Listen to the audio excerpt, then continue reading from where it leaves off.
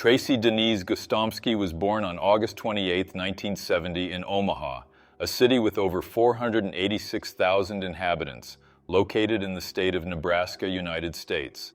She was the only child of John and Mary. Tracy had a normal childhood, and according to sources, her parents separated when she was about 10 years old. Sometime later, John, Tracy's father, remarried a woman named Patty. It is said that Patty and Tracy got along very well. Tracy was described by her family and friends as a friendly person who loved animals. If someone passed by her while walking a dog, Tracy would stop to pet the animal. She was that kind of person. As an adult, Tracy met a man named Tracy Tribble. Later, they got married in July 2003, and Tracy became Tracy Tribble. The couple lived in a house in the suburbs and had a pet dog. According to sources, from the beginning, their marriage was not healthy. They were constantly fighting with each other, and their relationship was tense. A few months into their marriage, the police were called to the couple's home to handle a domestic violence incident. Stanley had tried to strangle Tracy, and as a result, he was arrested and spent a few days in jail. However, Tracy later withdrew the complaint, and Stanley was released. The couple's life remained turbulent. Arguments and disputes were frequent.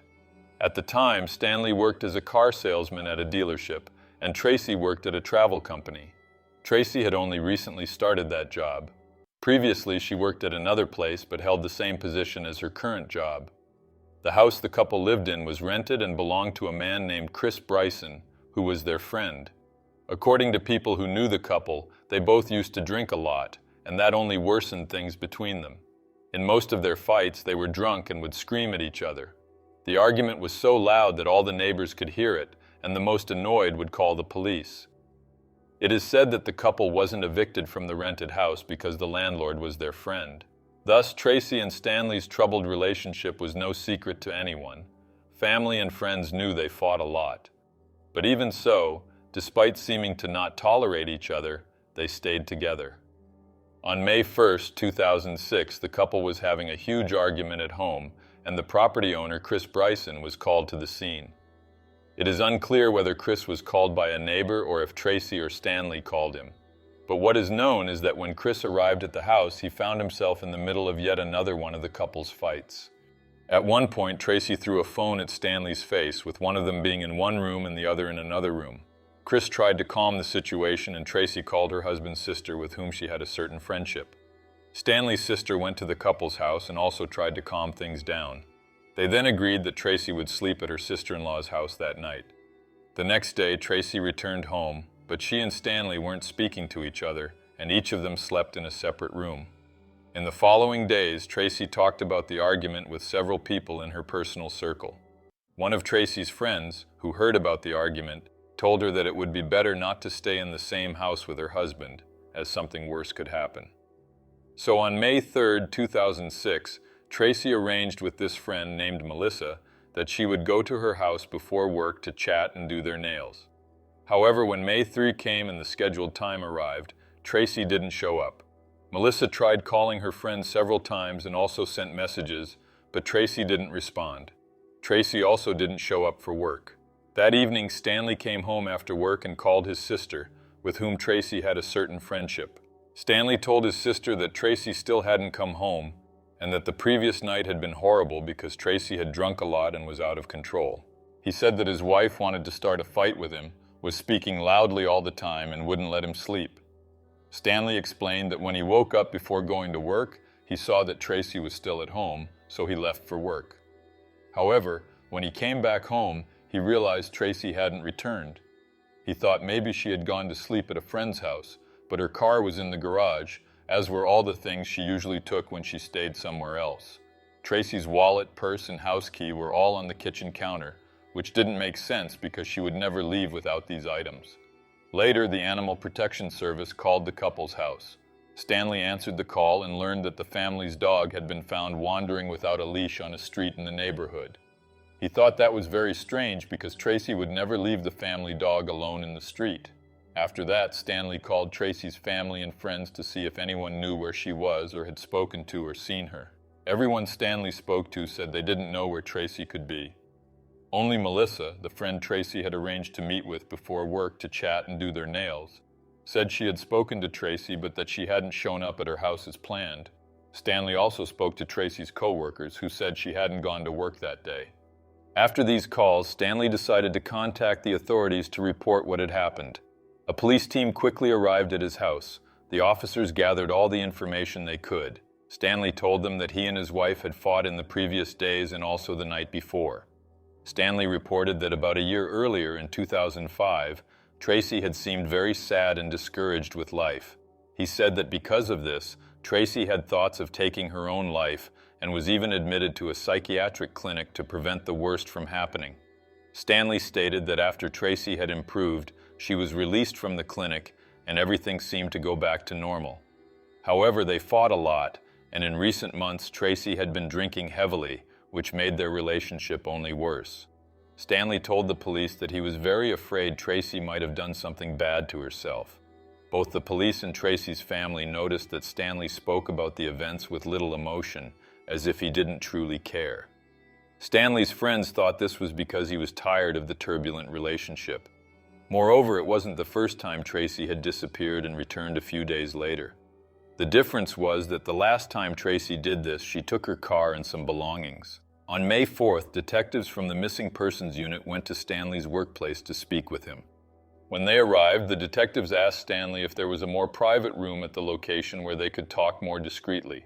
Stanley worked at a car dealership, and the place was quite busy, but he said they could talk right there in the middle of the showroom and in front of everyone, as he saw no problem with it.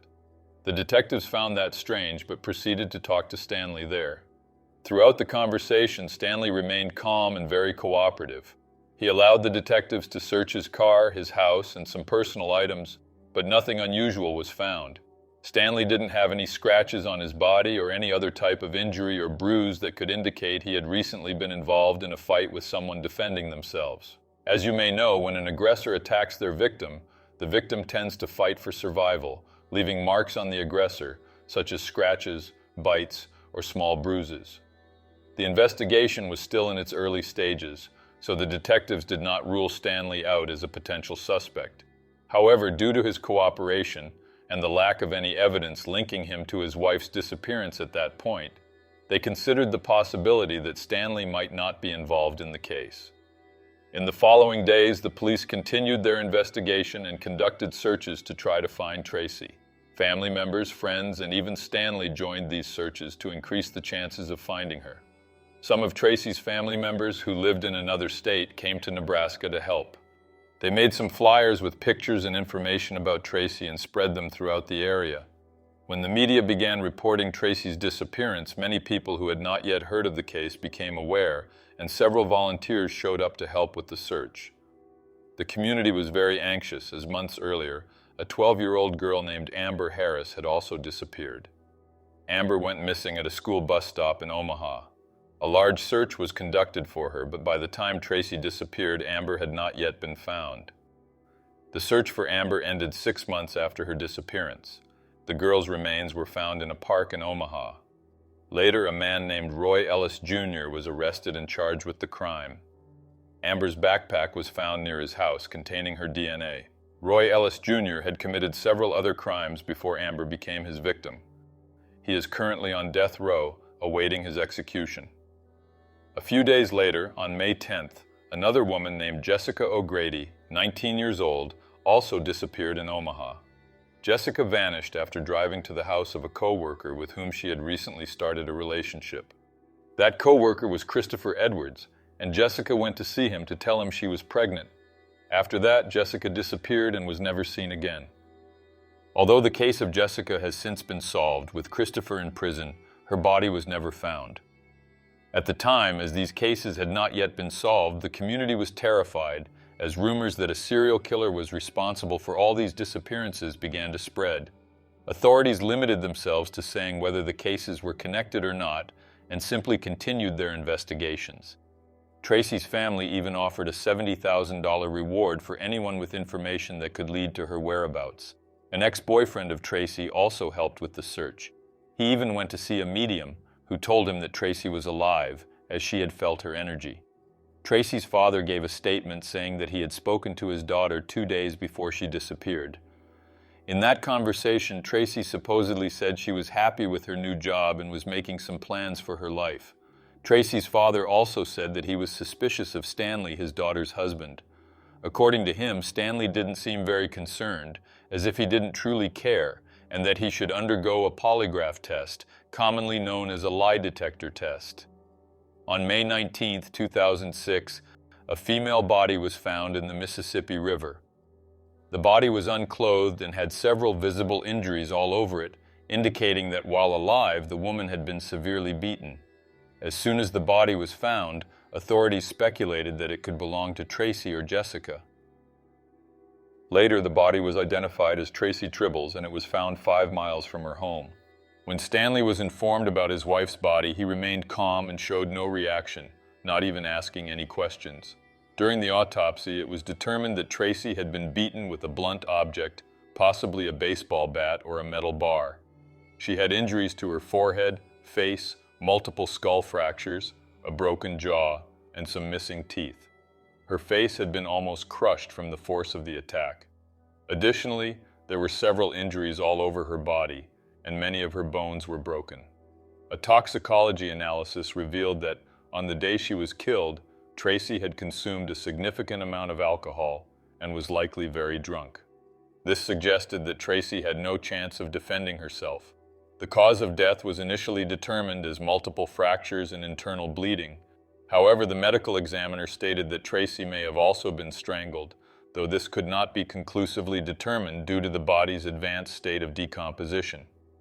The medical examiner also expressed shock at the brutality of the attack, stating that Tracy's injuries were consistent with those from a hit and run or a fall from a significant height. He mentioned that whoever committed the crime was someone who had a lot of anger toward Tracy, and it was likely that the attacker was someone close to her who knew her well. The autopsy report and statements from the medical examiner eliminated any possibility that Tracy had taken her own life. This theory had emerged early in the investigation, particularly after the detective spoke with Stanley, and considering that Tracy had previously been admitted to a psychiatric clinic for suicidal tendencies.